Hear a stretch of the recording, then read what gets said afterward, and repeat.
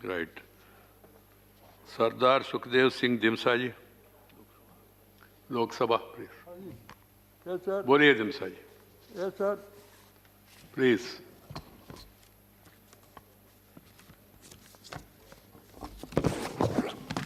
क्या कांग्रेस ने चेंज किया? बोलिए दिमसा जी। हाँ, thank you sir, thank you very much. आपने मुझे टाइम दिया। मेरे 1 मिनट में मेरे टाइम कितना है sir? You got 6 minutes, please. Go ahead. वैसे मैं आज राष्ट्रपति जी के भाषण पर बोलने के लिए खड़ा हूँ, लेकिन मैं सीधा, क्योंकि टाइम कम है, मैं सीधा किसानों की एजुटेशन पे जा रहा हूँ। जब ये ऑर्डिनेंस इशू हुए तो मैं पहला आदमी था जिसने प्राइम मिनिस्टर साहब को एक लेटर लिखा कि ये किसानों के हक में नहीं है। Mic is not working, I think. Technical people from Lok Sabha, please check. आप बैठ के बोलिए। माइक का हाँ, बैठ के बोलिए। You are tall, so no problem. अच्छा, आप बैठ के बोलिए। Please sit down and speak. Thank you sir, thank you. तो मैं सर कह रहा था कि जब ऑर्डिनेंस इशू हुए तो मैं प्राइम मिनिस्टर साहब को एक लेटर लिखा था जिसमें लिखा था कि ये किसानों के हक में नहीं है, इसके लिए इसको वापस लिया जाए। चलो, उसका जवाब तो कोई नहीं आया, लेकिन उसके बाद जो हुआ वो आपके सामने है। जयराम से पूछो कौन। लेकिन मैं ये कहना चाहता हूँ कि अन्नदाता आज इस एजिटेशन पे बैठा है, बॉर्डरों पे बैठा है, लाखों की तादाद में बैठा है। यही नहीं है कि देश में के किसान हैं और किसानों का ही नहीं ये आंदोलन रहा, बल्कि ये तो सारे समाज के लोगों ने उनके सपोर्ट दिया है। बल्कि उनको नहीं सपोर्ट दिया, बल्कि इंटरनेशनल लेवल पर जितनी इस एजिटेशन को सपोर्ट मिली है, शायद ही कभी किसी को, मंत्री दोनों प्लीज, शायद किसी ही एजिटेशन को मिली हो। तो मैं समझता हूँ कि जब ये लोग कहते हैं कि पंजाब का किसान को मिलता है, ये वो ही बैठा है।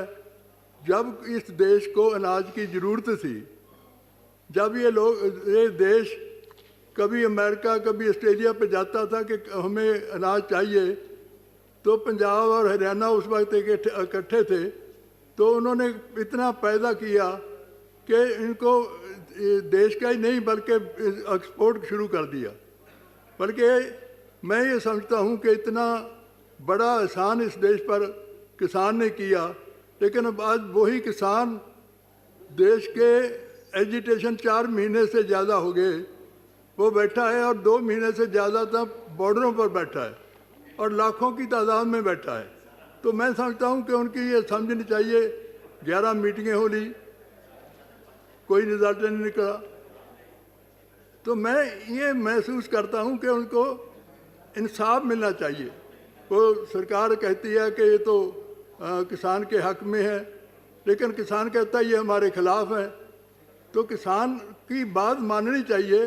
किसान ने अपनी ज़मीन खराब कर ली, पानी नीचे चला गया, लेकिन उनको इतना तो चाहिए कि उनकी मांग है जो पूरी की जाए।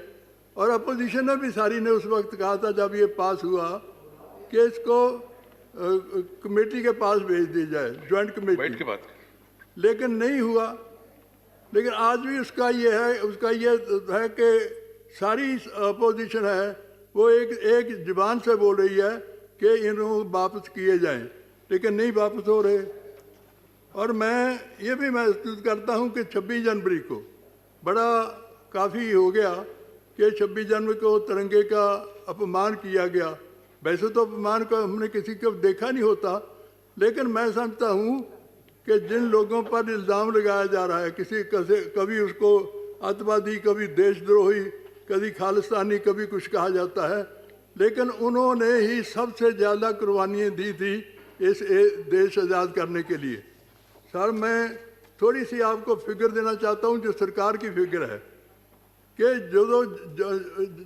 जद्दोजहद में, आज़ादी की जद्दोजहद में तो 121 को फांसी की सज़ा दी गई, हैंग्ड। 93 सिख थे सिर्फ, अकेले पंजाबी नहीं, सिख थे। और जिनको लाइफ इम्प्रिजनमेंट हुई वो 2646 में से 2147 हमारे सिख थे। और जलियांवाला बाग में 1300 शहीद हुए, उसमें 799 800 हमारे थे। यही नहीं है, बजबज में मारे गए उसमें 113 में से 67 हमारे थे। और इसके अलावा जलियांवाला कूका मूवमेंट आई, 91 को मारा गया, शहीद किया गया, तो 91 की सभी के सब सिख थे। और अकाली मूवमेंट में 500 शहीद हुए, 500 के 500 सिख थे। इसलिए मैं समझता हूँ कि 4771 अगर को सजाएं मिली या शहीद हुए तो उसमें 3697 थे। तो मेरा मतलब कहने का है कि आज उनको कभी अतवादी कहा जाता है, कभी खालिस्तानी कहा जाता है, कभी वो ठीक है। मैं संजय जी को सुन रहा था, उसकी इंक्वायरी होनी चाहिए कि कौन लोग हैं जिन्होंने वहाँ पर गए लाल किले में, और उसके पीछे कौन था, ये होना चाहिए सर।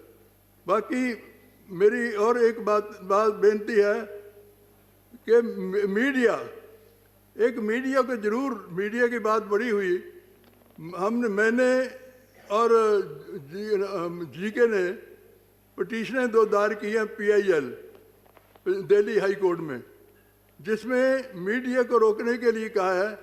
एक मीडिया की हमने कैसेट भी दी है, वो आज तक के जो एक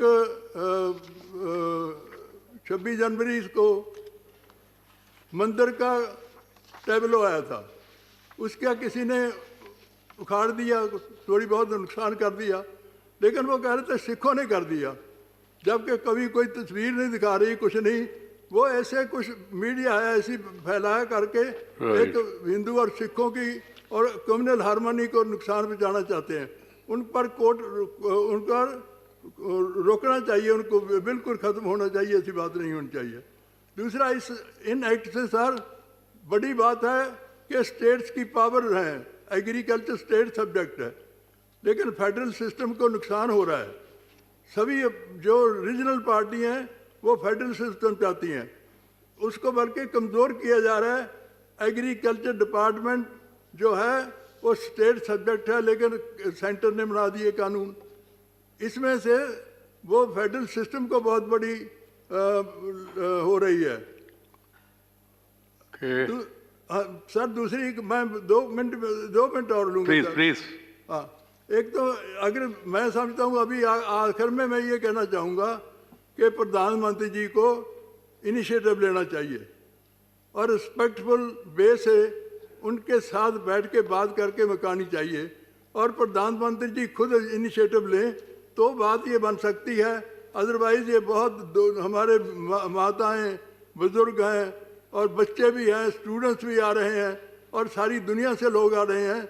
उनका एक ही हल हो सकता है कि प्रधानमंत्री जी रिस्पेक्टफुल वे से उनकी बात सुन के उनको हल करें। और मैं ये समझता हूँ कि एक बात आखिर में कहूँगा, MSP की बड़ी बात चल रही है कि MSP जो है पहले भी कोई तरीका नहीं है उनका। वैसे सरकार जो मर्जी है, कभी 5 रुपए दे दे, कोई 50 रुपए दे दे, लेकिन उसका कोई नहीं।